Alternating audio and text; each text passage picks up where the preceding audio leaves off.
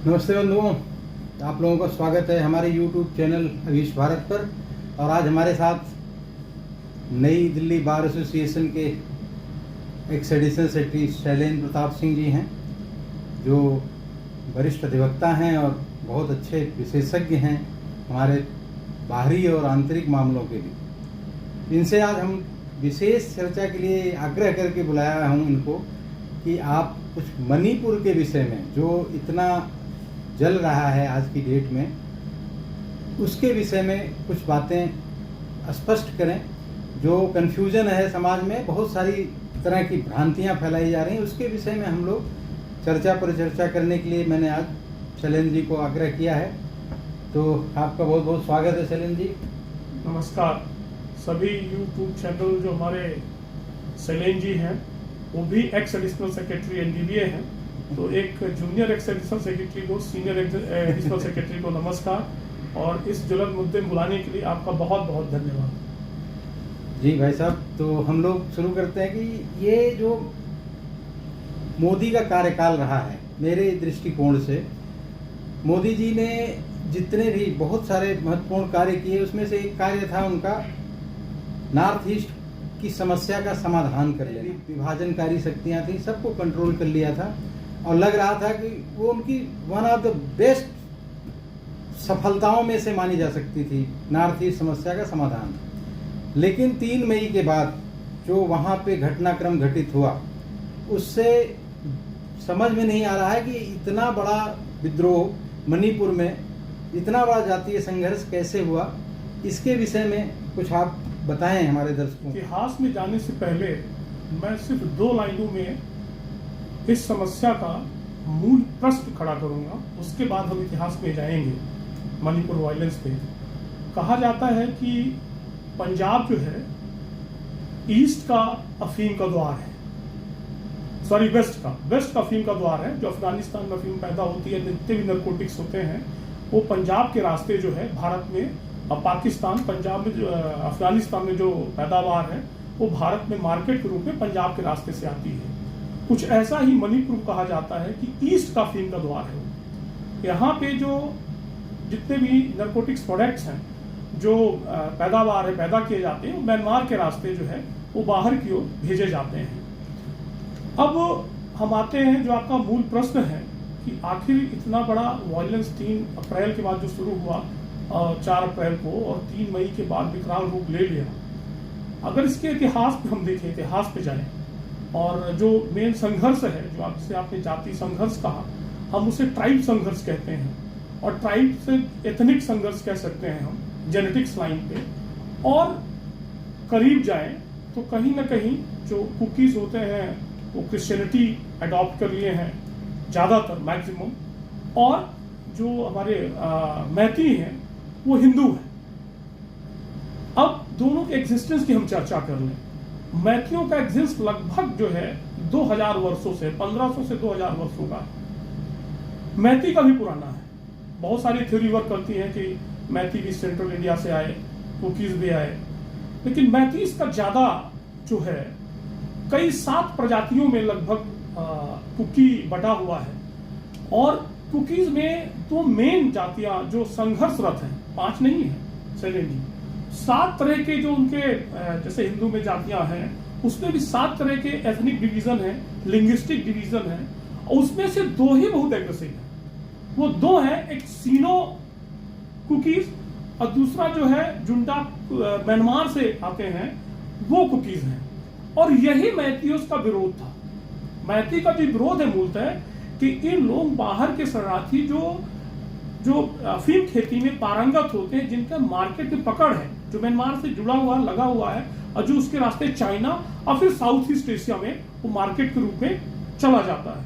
तो उनका विरोध था कि इन्होंने बाहर से मिजो जो है, और नागाज बहुत सारे जो हिंदू हैं, और एक आपने जो चर्चा की कि लुक ईस्ट पॉलिसी में एक में मोदी जी की सफलता 2014 के बाद जो नॉर्थ ईस्ट कॉर्ड साइन हुआ, आपके चाहे राजनाथ सिंह जी गृह मंत्री रहे हो 14 से 19, उसके बाद अमित शाह जी आए हो, उसमें नागाज जो कन्वर्टेड क्रिश्चियन थे उनको बहुत हद तक समझाया गया कि आपके ओरिजिन कहाँ है। और चूंकि उनकी प्रैक्टिस तो हिंदुआइट थी, वो सब ज्यादातर त्रिकाल महाकाल के भक्त माने जाते हैं। और नागाज आप जब देखते हैं कि उनका अखाड़ा के रूप में, चाहे इलाहाबाद संगम में हो, प्रयाग में हो, चाहे आपके उज्जैन में हो, चाहे उत्तराखंड में आपके जो मेला लगता है हरिद्वार वगैरह में, वो कुंभ मेला में उनकी जगह दी जाती है।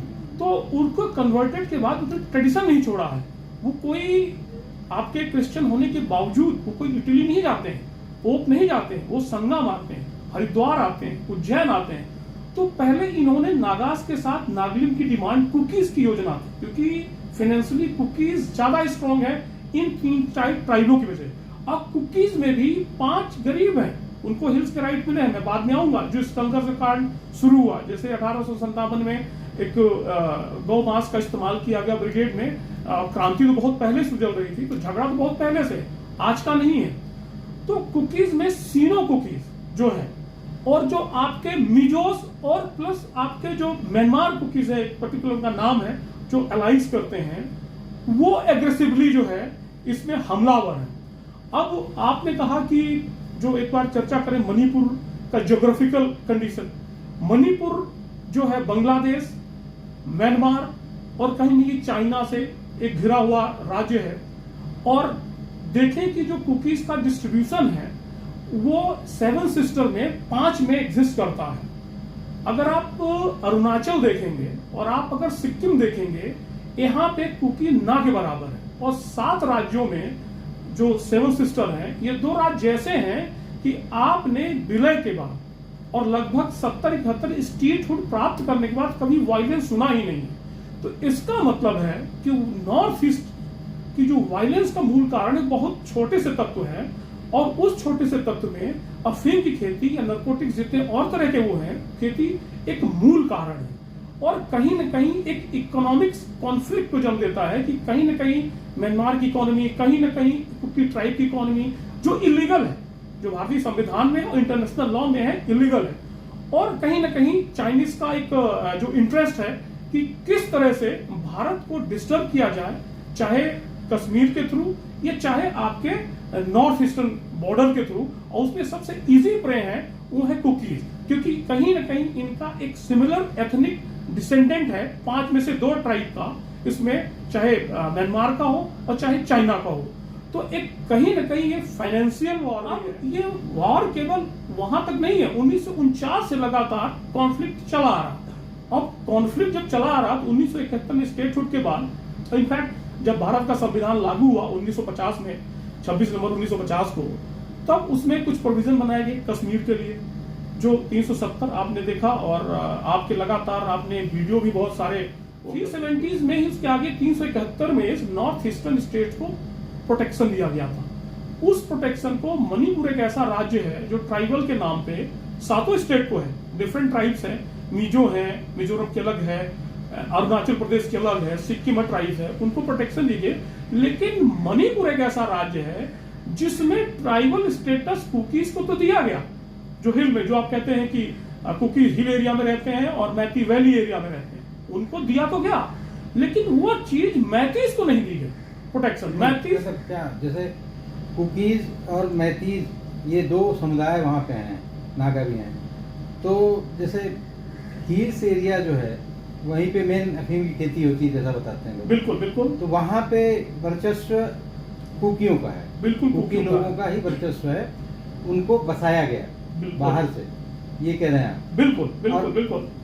वो लोग मेन समस्या के पीछे ये अफीम की खेती, और इसका मेन कारण अफीम की खेती, ये क्रिश्चियनिटी को अडॉप्ट कर लिया इन्होंने, अफीम खेती करने लगे, बहुत पैसे वाले हो गए, और इन्होंने माहौल क्रिएट किया कि अलगाववाद या सेपरेशन या जो इनकी डिमांड है, इनकी वजह से ज्यादा वहाँ पे हो रही है, ऐसा आप कहना चाह रहे हैं? बिल्कुल बिल्कुल। ये कुकी लोग हैं जो सारी बदमाशी कर रहे हैं, शुरुआत कर रहे हैं, बिल्कुल शुरुआत कर रहे हैं। और इसकी जड़ में आपने स्वयं कहा कि जो 7 स्टेट में फैले हुए हैं, अफीम की खेती एक बड़ा, आप इंटरनेशनल मार्केट में जानते हैं अफीम किस स्तर पे किस रेट में बिकता है, और एक इलीगल इनकम के थ्रू इन्होंने अपनी फाइनेंशियल कंडीशन अच्छी की, और उसके माध्यम से इन्होंने लैंड होल्डिंग, जो आपने स्वयं ने बताया चर्चा के दौरान कि 90% लैंड होल्डिंग इनके पास है, और इनकी पॉपुलेशन महज 17% है। 13%, 13%। इनको स्पेशल राइट अंग्रेजों ने दिए कि आपको खेती करना है, लीगलाइज किया, जो 35 के लिए लीगलाइज नहीं था, कुकीज के लिए लीगलाइज था, और म्यांमार के माध्यम से चाइना में वो करें। क्योंकि मैंने कहा कि 5 तरह के कुकीज प्राइस में 2 तरह के जो है, खासकर सीनो जो कुकीज है और फिर म्यांमारीज कुकीज है, जो वहाँ से उठा मायाजाल मिजोस और कन्वर्टेड जो नागाज है, जो मैक्सिमम कन्वर्ट ट्रेडिशन नहीं छोड़ा उन्होंने, आज भी उससे भक्त हैं। आज भी शायद उनके सबसे बड़े नेता में योगी आदित्यनाथ है। निश्चित रूप से क्रिश्चियनिटी के बावजूद भी उन्होंने चूंकि अपना कल्चर नहीं छोड़ा है, अपना ट्रेडिशन नहीं छोड़ा है, और बिल्कुल आज से नहीं, जमाने से उसके हजारों वर्ष से नागाज का इतिहास है और इसी मिट्टी के हैं। तो उनको बलगरा के, बीजों को बलगरा के, ये 3 हिस्सा बना के उन्होंने एक तरह से अघोषित जो इंसर्जेंसी, जिसका नाम इंसर्जेंसी नहीं है, वो किसी प्रकार की इंसर्जेंसी नहीं, केवल और केवल वो फाइनेंशियल इंटरेस्ट, और उनके जो संविधान में, मैं आज भी कहता हूँ 370 गैर संवैधानिक था, उसको कभी भी कॉन्स्टिट्यूंट असेंबली ने पास नहीं होने दिया था, उसको बाद में लाया गया था। नेहरू जी और कांग्रेस की पॉलिसी ने उसको पास कराया था और उसको जबरदस्ती लागू किया था, और उस गैर संवैधानिक 370 का जो उपयोग करके इन्होंने जो साम्राज्य खड़ा किया एंटी इंडियन का, और सिर्फ इकोनॉमिक साम्राज्य है। और उसी की दृष्टि से आपने देखा जिस तरह से चाइना में ह्यूमन राइट्स का वायलेशन होता है, मानवाधिकार का हनन होता है, जिस तरह से मिलिट्री शासन है म्यांमार में, और जिस तरह से भारत प्रजातंत्र के फेवर में खड़ा होता है सभी यूरोपियन कंट्री और अमेरिकन कंट्री के साथ साथ, इस कारण से मुझे भी लगता है कि अंतरराष्ट्रीय साजिश के तहत भी इसको उकसाया गया है। और दूसरा एक मुझे लगता है कि एक प्रश्न आपने हाई कोर्ट से संबंधित किया था कि अभी हाई कोर्ट का एक निर्णय जो त्रिपुरा बेंच का, मणिपुर बेंच का आया, उसमें हाई कोर्ट ने कहा कि मैती जो है ओरिजिनल इनहेबिटेंट्स हैं और उनको क्यों ना जितने ट्राइबल्स अधिकार है उनको दिए जाएं, और इस पे उसने राज्य सरकार को और केंद्र सरकार को डायरेक्शन दिया है कि इसको कंसीडर करके इनको दिया जाए। क्या इस पूरे आंदोलन के पीछे जितना भी ये सब दंगे फसाद चल रहे हैं, जो वहाँ पे मणिपुर जल रहा है, इसके पीछे यही खेती एक मुद्दा है, या क्रिश्चियनिटी और हिंदुत्व के बीच में युद्ध चल रहा है, क्या है ये?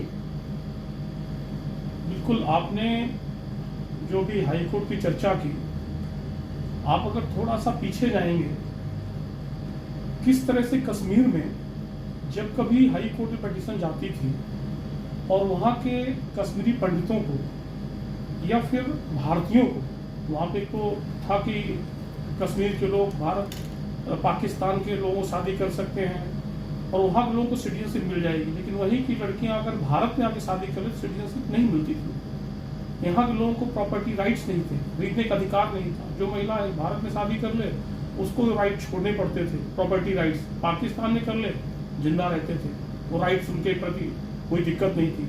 और जब कभी इस तरह का डिसीजन आता था, चाहे जम्मू कश्मीर हाई कोर्ट का हो, चाहे उसके बाद सुप्रीम कोर्ट कोई डायरेक्शन आए हो, तब तक वहाँ उत्पात होते थे। 2014 से पहले तब तक वहाँ पे पत्थरबाजी घटनाएं होती थी। कश्मीर में मेरी जहाँ तक समझ है, मैं समझ रहा हूँ कि कश्मीर तो सोची समझी रणनीति के तहत बिल्कुल वहाँ पे इस्लामिक स्टेट बनाने का एक षड्यंत्र था, पहले की सरकारों द्वारा, या जो बामी कौमी और इस्लामी गिरोह हैं ये लोग मिल के वो शुरुआत कर रहे थे। वो कश्मीर को पहले इस्लामिक स्टेट बनाते और फिर धीरे धीरे आगे बढ़ते। ये औरंगजेब के समय से चला आ रहा है। औरंगजेब ने शुरुआत गजवाए हिंद की कश्मीर से ही किया था। तो वो बिल्कुल वो तो सबको समझ में आ रहा है। लेकिन ये जो मणिपुर का सिनेरियो है, वहाँ क्रिश्चियनिटी को प्रमोट करना, क्या ये पूर्ववर्ती सरकारों की कोई योजना थी कि ये कुकियों के माध्यम से इस तरह से वहाँ पे प्रमोट किया गया? बिल्कुल। और वहाँ पे अंग्रेजों ने जो कुकियों को बसाया या मजबूती दी, उसकी केवल एक वजह थी कि जंगल के संसाधनों में कब्जा करना और उस जंगल के संसाधनों में उस उपजाऊ मिट्टी का उपयोग करना अफीम की खेती में और अन्य जो प्रतिबंधित पदार्थ हैं। अब वहां पे कहीं न कहीं 32 की संख्या ज्यादा है और मंदिर कम है, कुकीज की संख्या कम है, चर्चेस बहुत ज्यादा है, और उस चर्चों के माध्यम से कन्वर्जन नॉर्थ ईस्ट में किया जा रहा था। 2014 के बाद जो सरकारें थी, चाहे एनजीओ से प्रतिबंध हो, एफसीआरए कानून का संशोधन हो, और एफसारे कानून के संशोधन में जो सबसे ज़्यादा फंडिंग होती थी वो आप अमेरिका कह सकते हैं, चाइना कह सकते हैं, यूरोप कह सकते हैं, वहाँ पे चर्चों को होती थी। और उसका सबसे बड़ा उदाहरण था जो समाज सुधारक थी मदर टेरेसा। मदर टेरेसा का जो सेंट्रल केंद्र था वो कलकत्ता था। वो कलकत्ता के माध्यम से पूरे north eastern state, 7 sister including Assam, और वहां पे इंट्रूजन म्यांमार का, बांग्लादेश का, इवन चाइना का लगातार बना रहता है। और बॉर्डर होने के बावजूद भी फेंसिंग नहीं है। वो फेंसिंग होने के न होने के कारण लगातार इलीगल माइग्रेंट्स बने हैं, क्योंकि उनकी भौगोलिक संरचना ऐसी है, फिजिकल फीचर्स ऐसे हैं कि इंटरमिंगल हो जाते हैं नॉर्थ ईस्टर्न भारतीयों से, जो वहाँ के ओरिजिनल ट्राइब्स हैं। तो बिल्कुल ये कह सकते हैं कहीं ना कहीं ये अंतरराष्ट्रीय में जिस तरह से क्रिश्चियन मैथी की ऑब्सी हुई हिंदुज्म में, वो आइडियोलॉजिकल स्तर पे देख रहे हैं कि ये नॉर्थ ईस्टर्न स्टेट जिसको उन्होंने लगभग आज़ादी के बाद, आज़ादी के पहले शायद 200-300 वर्षों से एंटी इंसर्जेंसी के लिए इस्तेमाल करते थे, वो रुकता नजर आ रहा है। स्टेबिलिटी नजर आ रही है, स्टेबल हो जाएगा तो भारत कैसे स्टेब्लिश हो जाएगा। तो भारत, जो प्रधानमंत्री जी ने 3 दिन पहले कहा कि तीसरी सबसे बड़ी अर्थव्यवस्था बनेगी या डेवलपमेंट का सिरमौर बनेगा, विश्व गुरु बनेगा, तो कहीं ना कहीं इसको चोट पहुंचाने के लिए एक क्रिश्चियनिटी का संघर्ष खड़ा किया जा रहा। और एक चीज और बिंदु में लाना चाहूंगा कि आपने कहा था कि इस्लामिक वार जो है एक औरंगजेब के जमाने से कश्मीर में चला आ रहा, तो कश्मीर का भी जिम्मेदार कहीं ना कहीं पाकिस्तान और चाइना है। और यहाँ भी देखेंगे आप, इसमें जिम्मेवारी मणिपुर में म्यांमार और चाइना की है। तो चाइना बड़ा कॉमन फ्रेंड निकल के आ रहा, फाइनेंशियल दृष्टि से, आइडियोलॉजिकल दृष्टि से। कहीं ना कहीं जो यूएन में मुद्दा उठता है कि यहाँ पे कुकीज पे अत्याचार किए जा रहे हैं, बाकी बहुत सारे अत्याचार नहीं उठते हैं, यूएन में उठता है, तो कहीं ना कहीं यूरोपियन फोर्सेज भी हैं, अमेरिकन फोर्सेज भी हैं, और कहीं ना कहीं बड़े स्तर पर जो हम कहते हैं कि पोप है, पोप के संज्ञान में ये कहीं ना कहीं उनके दिमाग में चल रहा है कि हमें त्रिपुरा को, मणिपुर को जाने नहीं देना अपने हाथ से। नहीं, तो अमेरिका एम्बेसी का एक मैंने भी न्यूज़ पढ़ा था, अमेरिकन एम्बेसी कह रही कि जी वहाँ पे जो कैथोलिक हैं, क्रिश्चियनिटी जो फैली है वहाँ पे, वो कैथोलिक है ज़्यादातर। उनका मेन अमेरिका कह रहा है कि हम चाहते हैं कि हमें इंटरवीन करने का मौका दिया जाए, हम शांत करा लेंगे। तो ये गवर्नमेंट ने खैर मना कर दिया। तो ये तो स्पष्ट होता है कि इसमें क्रिश्चियनिटी का बहुत बड़ा रोल है।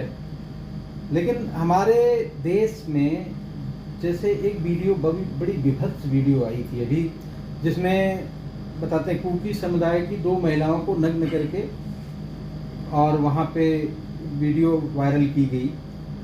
सुनते हैं कि ये बहुत पुरानी वीडियो थी, इसके बारे में कुछ बताएं कि क्या है कहानी इसके पीछे। भारत में नारी का सम्मान आप जानते हैं, कहा गया है जहाँ नारी की पूजा होती वहीं भगवान का निवास होता है।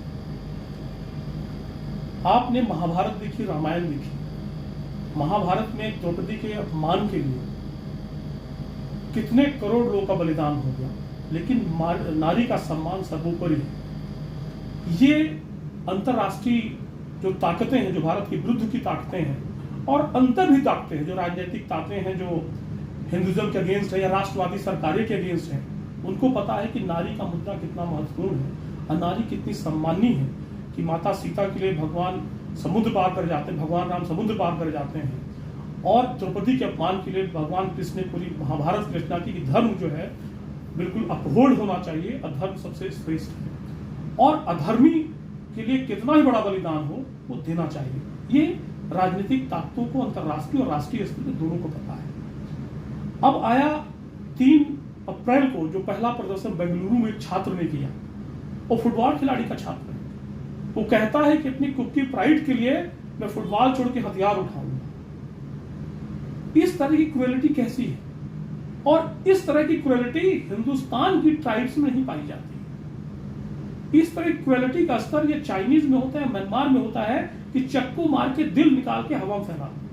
इस तरह की क्रूएलिटी का मुजाहरा आईएसएस में आया जाता है, औरंगजेबी सोच पाया जाता है जो भारत में, जो बिल्कुल कटने काटने से बिल्कुल उनको अपना आदर्श मानते हैं या अपना धर्म मानते हैं। तो दो लोग नग्न महिलाओं का जो प्रदर्शन आपने वीडियो में देखा, इसकी चर्चा की 2 महीने पहले, लगभग मई में शूट कर लिया गया है, मई का होगा, जिसकी सीबीआई जांच के लिए माननीय गृह मंत्री ने सौंप दिया है। और किसने वीडियो बनाया, इतनी बड़ी वर्षना हो रही थी तो किसने वीडियो बनाया, ये जांच का विषय है। आप वो अरेस्ट हो गया जिसने बनाया, क्रिमिनल लॉयर है। मैं तो केवल उसमें जाना चाहता हूं कि इसके माध्यम से एक महिला का मुद्दा बनाया गया है, ह्यूमन राइट्स का मुद्दा बनाया गया है। क्योंकि हर बार देखते हैं टुकड़े टुकड़े गैंग हो गई हो, अवार्ड आपसी गैंग हो गई हो, या हैदराबाद में दलित लड़के के साथ अत्याचार का इसको बड़ा पैमाने पे बनाया गया हो, एक पॉलिटिकल इश्यू के रूप में बनाया गया हो, तो जांच तो होनी चाहिए। भर्त्सना प्रधानमंत्री ने भी की है, सब ने की है, और सभ्य समाज में बिल्कुल किसी प्रकार से स्वीकार्य नहीं है ये। लेकिन लोकसभा राज्यसभा का सेशन, पार्लियामेंट सेशन शुरू हो जाना, उसके चंद दिन पहले इसकी घोषित करना, पिछले इलेक्शन में 2019 में अवार्ड आपसी करना, गैंग जो कार्य कर रही थी, उसके पहले हैदराबाद। अच्छा, जिस दिन संसद का सेशन शुरू होने वाला था उसके एक दिन पहले ही ये वीडियो मार्केट पे आई और इसमें भी संदेह होता है कि और नग्न अवस्था में प्रदर्शन करना। अभी उनकी जांच में रेप की पुष्टि नहीं हुई है, किसी प्रकार से बलात्कार की पुष्टि नहीं हुई अभी। तो इस तरह के नग्न प्रदर्शन करना यूरोपीय सभ्यता में है, अमेरिकी सभ्यता में है, नॉर्थ अमेरिकी सभ्यता में है। और कुछ कह सकते हैं कि तुर्की उर्की में आंदोलन के समय जब हिजाब का आंदोलन उनके उतार के फेंक रहे थे, ईरान में 70 से पहले कि महिलाओं ने अपने ब्लाउज और कपड़े उतार के फेंक दिए। भारत की सभ्यता में नारियों का आंदोलन था, समाज सुधार था, लेकिन कपड़ा उतार के नग्न अवस्था में आंदोलन का बिल्कुल पूरे इतिहास में जिक्र नहीं हुआ। आप तो खैर उस कुल से आते, उस सभ्यता से आते हैं जहां पे नारियों ने 15-16 हजार नारियों ने जौहर किया। तो कपड़ा उतारने की सभ्यता भारतीय इतिहास में किसी भी काल में नहीं रही, चाहे मुगल काल का रहा हो, खासकर हिंदुओं में तो नहीं रही। ये कुकियों ने जो आंदोलन आसपा के खिलाफ करते थे, ये जो आसपा एक्ट था, उसके खिलाफ नग्न प्रदर्शन ये लोगों ने किया था। बिल्कुल, कि नंगे होके कि हमें, वो एलिगेशन लगाते थे कि बीएसएफ वालों ने हमारा रेप किया है, इस टाइप का देश को बदनाम करने के लिए ये आंदोलन चलता रहा। लेकिन जो माहौल बन के आया है, अभी उभर रहा है, जिस तरह से हिंसा वहां भड़क रही है, वहां पे इस तरह का क्या पहले भी किसी घटनाक्रम में इस तरह का इतिहास रहा इन लोगों का कि ऐसे ही लड़ते रहे हैं ये लोग? आप देखेंगे 1949 हम चले जाएं प्रिसाइजली, जब से मणिपुर का भारतीय राज संघ में कहें, भारतीय राष्ट्र में विलय हुआ है, भारतीय संघ में, और उसके बाद 1971 में स्टेटस छूट दी। उसके पहले भी छुटपुट घटनाएं इसी के लिए होती रहती थी इनके लिए, 70 में हो, 60-62 में हो, इनकी लड़ाइयां जारी रहती थी। और सबसे ज्यादा अगर चाइना या म्यांमार भरोसा करते थे इंसर्जेंसी के स्तर पे, वो कुकीज पे ही करते थे। अब सबसे बड़ा मैं चर्चा करूंगा 1993 की, जब कांग्रेस की सरकार थी, लगभग जनवरी 23 से और शुरू हुआ था आंदोलन, और दिसंबर तक चला था, लगभग 9 महीने। 750 लोग जो है उस आंदोलन में मारे गए थे, और उसमें कुकीज की संख्या ज्यादा थी। तो 35 की, माफ कीजिएगा, 35 की, मरने वालों 35 ज्यादा संख्या, कुकीज भी थे लेकिन 35 की संख्या ज्यादा थी उसमें। और संघर्ष उस समय भी यही थे, आपके पॉइंट कि हमको भी 35 का वो थी कि हमको ट्राइबल राइट दिए जाए, हमको ही प्रोटेक्शन 371 संविधान के जो अनुच्छेद 371 उसके तहत लाया जाए, जो कुकीज को राइट मिले हुए हैं, हमें जमीन अधिकार का वो दिया जाए, हमें भी फॉरेस्ट की जो संपदा है, जो वन संपदा है, उसका एक्सप्लॉयटेशन का वो दिया जाए, उसका यूटिलाइजेशन का वो दिया जाए, राइट दिया जाए, जो कुकीज को उपलब्ध है। और हमें भी भारतीय संविधान की दर्ज, जो इतिहास में दर्ज है कि हम ट्राइब्स हैं, तो हमें वो दर्जा दिया जाए। तो 1993 में दंगा हुआ था, नरसिम्हा राजू की सरकार थी, और लगभग 750 लोग मारे गए थे। 10 महीने का संघर्ष था वो, पूरे 10 महीने का। वहां पे कोई प्रधानमंत्री नहीं गया। इतने दबाव के बाद 5-6 महीने के बाद जो है, वहां पे गृह राज्य मंत्री शायद पायलट हुआ करते थे, पायलट ही जाते हैं वहां के आर्मी चीफ मिनिस्टर के साथ लंच करके 8 घंटे को रुकते हैं, लंच करते हैं, उसके 3 घंटा एयरपोर्ट में रहते हैं, लौट के चले आते हैं। इस तरह की सहानुभूति दिखाने को उस दौर की सरकार ने की। तो ये संघर्ष पुराना है, नया नहीं है। और जब वाजपेयी की सरकार आती है तो आप देखते हैं कि एक उन्होंने टू सी लुक ईस्ट के कॉन्फिडेंस बिल्डिंग मेजर उन्होंने लिया वहां के, कि वहां के लोगों के द्वारा वहां पे आपके डेवलपमेंट। सबसे ज्यादा जो मुद्दा बनाया जा रहा है विपक्ष की तरफ से, या जितने भी एंटी बीजेपी कह लीजिए, या जो आजकल INDIA करके बना रखा है इन्होंने, ये सबसे ज्यादा ये कह रहे हैं कि जी प्रधानमंत्री जी को संसद में स्टेटमेंट देना चाहिए। संसद में क्यों नहीं आ रहे प्रधानमंत्री जी? उसके लिए 7 दिनों से संसद ठप कर रखा है इन लोगों ने। इसमें क्या आपको क्या समझ में आता है? प्रधानमंत्री जी को वक्तव्य देने में क्या दिक्कत आ रही है? क्यों नहीं दे देते जाके? प्रधानमंत्री जी ने जो घटना है उसमें खेद व्यक्त किया है। विपक्ष जो है, मुझे जो प्रतीत होता है, केवल राष्ट्रीय स्तर नहीं, अंतर्राष्ट्रीय मीडिया का भी ध्यान खींचना चाहता है। और अंतर्राष्ट्रीय मीडिया के माध्यम से जो इलेक्शन में इंपैक्ट और इफेक्ट बाहरी ताकतों का होता है, जैसे 19 के चुनाव से पहले राहुल गांधी जी का चाइनीज एम्बेसी जाना, जिस तरह से उनके यूके में इन्वेस्टिंग बयान, अभी ये जॉर्ज सोरोस एंड कंपनी जो लग गई कि हम पैसा खर्च करेंगे हराने में, और ये राहुल गांधी भी तो अमेरिका गए थे, बोले कि जी आप लोग लोकतंत्र की रक्षा के लिए आओ, इंटरफेयर करो, मोदी को हटाओ। बिल्कुल। और लोकतंत्र की रक्षा जो है भारत का जनमानस करेगा। इतनी बड़ी यात्रा करते हैं आप, साउथ से लेके नॉर्थ तक आते हैं, ठंड में गर्मी में चलते हैं, एक कौन से सिलिकॉन कोटेड जर्सी पहन के आप जाते हैं, और भारतीय लोगों में से विश्वास आपको बाहर के लोगों पे है। आप यूके और अमेरिका के मीडिया पे ज्यादा भरोसा करते हैं, जो आप जॉर्ज सोरोस की चर्चा करते हैं, जो खुले पे कहता है कि मैं पैसा खर्च करूंगा। कोई वो कार्यक्रम जो बाह्य कार्यक्रम जो हो रहे हैं अंतर्राष्ट्रीय स्तर पर यूनिवर्सिटी में, क्या वही कर रहा है? ये भी जांच का विषय है, इसकी भी जांच होनी चाहिए। जिस तरह से अमित शाह जी ने मणिपुरी घटना का जो CBI जांच दी है, इसको भी देनी चाहिए, इस स्तर पे देनी चाहिए। ये जो गृह मंत्री हैं अपने अमित शाह जी, इन्होंने संसद में वक्तव्य दिया, लेकिन वो कह रहे हैं कि नहीं जी प्रधानमंत्री आएंगे तभी हम सुनेंगे, नहीं तो इसमें क्या कोई भी आप बता रहे हो 700 लोग मारे गए थे 93 में। बिल्कुल बिल्कुल सत्य, आपकी तो बहुत अच्छी है। इस तरह की कोई मतलब नरसिम्हा राव जी की सरकार में कोई इस तरह से विपक्ष ने भी इस तरह से दंगा नहीं मचाया, और न ही कोई स्टेटमेंट की इस तरह से मांग की गई, और इतना 7 दिन तक संसद नहीं चलने दे रहे हैं, बहुत सारी चीजें पेंडिंग रह जाती हैं। लेकिन इन सब समस्या जो ये इतना बना देती है विपक्ष, या इनका जो इकोसिस्टम है इसको पॉपुलराइज करता है, और इस तरह से इनको चाहते हैं किसी सब माध्यमों से 2024 की विजय श्री मिल जाए इनको।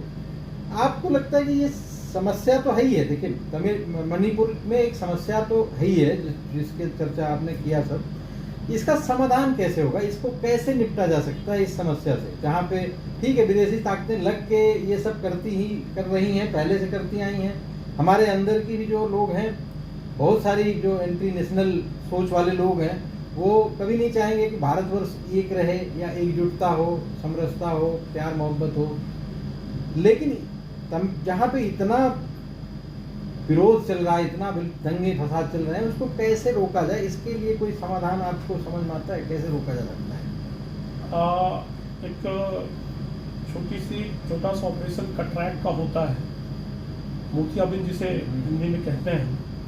तो जब ऑपरेशन होता है तो कुछ दिन तक दर्द रहता है, उसके बाद जो सूक्ष्म दृष्टि है वो साफ हो जाती है, धुंधलापन।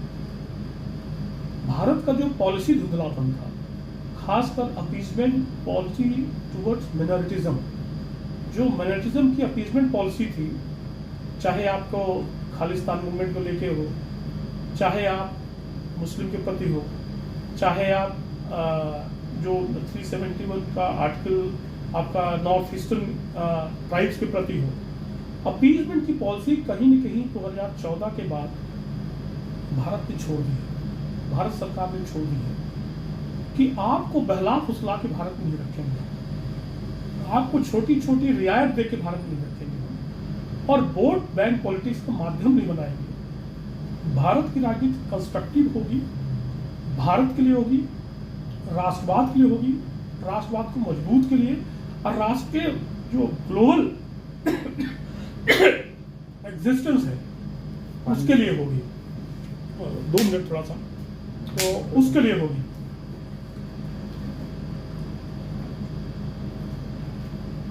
जो आपने कहा कि भारत के प्रधानमंत्री का ही वक्तव्य सुनेंगे, तो कहीं न कहीं विपक्ष संघर्ष का रास्ता जो है खो दिया है और सड़क का संघर्ष का रास्ता तो बिल्कुल खो दिया है।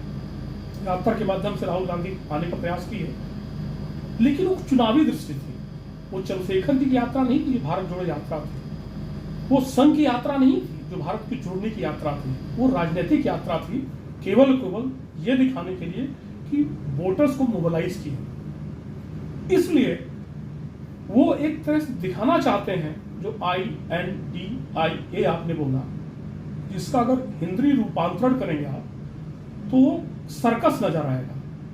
तो वो तो सर्कस है, लेकिन मेरा प्रश्न ये था कि इसका समाधान क्या है, मणिपुर समस्या का समाधान क्या है?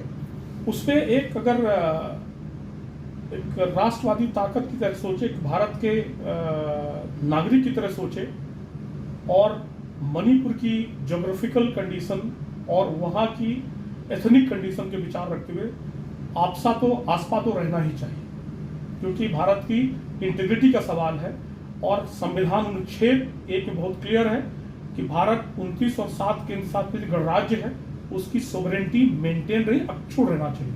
उसका जो भी बलिदान दिया जा सकता, सेना ही कुछ सुधार कर पाएगी। बिल्कुल, क्योंकि इनके पास बड़े आधुनिक आर्म्स हैं, बहुत भयानक हथियार हैं और हमको लग रहा है कि बहुत सारा आर्म्स इन्होंने चाइना से और सब जगह से इनको मिलता रहता है और इसको कंट्रोल करना तो सिर्फ आर्मी के बस का है। बिल्कुल, आर्मी तभी जाएगी जब आसपा आएगा। बिल्कुल, तो वहां से इनको कंट्रोल करना और अफीम की खेती परमानेंट बंद करनी, अफीम खेती तो बंद ही हो जानी। बिल्कुल, ये सबसे बड़ा समस्या अभी है। एक किसी महिला का वक्तव्य आया था कि जी वहाँ पे सब नशे में डूबे हुए लोग हैं, नशेड़ी हो रखा है पूरा मणिपुर, और वो नशे के इन्फ्लुएंस में कई बार ऐसी वारदात कर जाते हैं जो इतना विभत्स होता है कि हम लोग देख नहीं सकते। वो रोकना बहुत जरूरी है। बिल्कुल बिल्कुल, एक आपने समाधान बिल्कुल सही दिया कि अफीम की खेती पूर्णतया बैन होनी चाहिए, मेडिसिनल पर्पस के अलावा जिसमें लीगलाइज हो। अब वो भी उसमें सरकार को एक रजिस्ट्रेशन करके उनको मान्यता देनी चाहिए कि यही लोग करेंगे, चिन्हित लोग होने चाहिए। इलीगल व्यापार को बिल्कुल मुझे लगता है कि आईपीसी की इंकलकेट करके नए कानून बना के उसमें बिल्कुल कठिन से कठिन जो पनिशमेंट है उसको अप्लाई करना चाहिए और तभी जाकर रुकेगा। आपका बिल्कुल कहना सत्य है कि अफीम की खेती ही जड़ है, पहले जड़ को खत्म करना चाहिए। बिल्कुल, पहला कारण तो बिल्कुल मैं आपसे सहमत हूँ और आपका सुझाव भारत सरकार के लिए बिल्कुल संबद्ध है और बिल्कुल सही है। और जो हाई कोर्ट का जजमेंट आया था कि मैतेइयों को अधिकार दिया जाए, क्योंकि वो जनसंख्या में भी ज़्यादा हैं और वो 15-10% लैंड पे जो घाटी नीचे वाला, वहाँ संसाधन कहिए जिसमें लैंड फॉरेस्ट सब इंक्लूड है, उनको पहाड़ों में जाने का, वहाँ बसने का, वहाँ खेती बाड़ी करने का जो भी है अधिकार अगर हाई कोर्ट ने दिया तो उसको देना चाहिए। सब घुल मिल के रहें। ऐसे तो ग्रुप बना के ऊपर पहाड़ों पे ये रहेंगे कुकी और नीचे ये, तो ये संघर्ष तो कभी खत्म होने वाला नहीं है। बिल्कुल, मतलब और है सब वहीं के, सब वहीं के लोग हैं। बिल्कुल। बल्कि कुकियों को बताते हैं आपकी, जैसे कि वो बाहर से म्यांमार से और बहुत सारी जगह से ये भाग भाग के आए हुए हैं। बहुत सारे इस्लामिक भी आ गए हैं। बिल्कुल बिल्कुल, हाँ बिल्कुल सत्य। बांग्लादेश से बहुत सारे पहुंचते हैं, वो भी कुकियों के साथ मिल जाते हैं। बिल्कुल, क्योंकि मैथियों को विरोध इसलिए भी करना है कि वो हिंदू है। बिल्कुल, हाँ सत्य है। लेकिन आज भी मैथियों के साथ कोई भी संगठन, जितने भी आप बात कर रहे हैं, चाहे आरएसएस हो या बीजेपी हो, ऐसा कोई संगठन इनके पक्ष में खड़ा हुआ दिखाई नहीं देता। ऐसा नहीं है कि कोई इनके साथ खड़ा हो सपोर्ट में। सब सिर्फ बैकफुट पे आ गए एक वीडियो प्रसारित होने, जबकि मुख्यमंत्री ने यह भी कहा था कि ऐसे तो 50 घटनाएं हो चुकी हैं यहाँ पे, बहुत सारे लोग एक दूसरे को मार तो काट 50 हजारों घटनाएं हो चुकी हैं और कई वर्षों से हो रही हैं।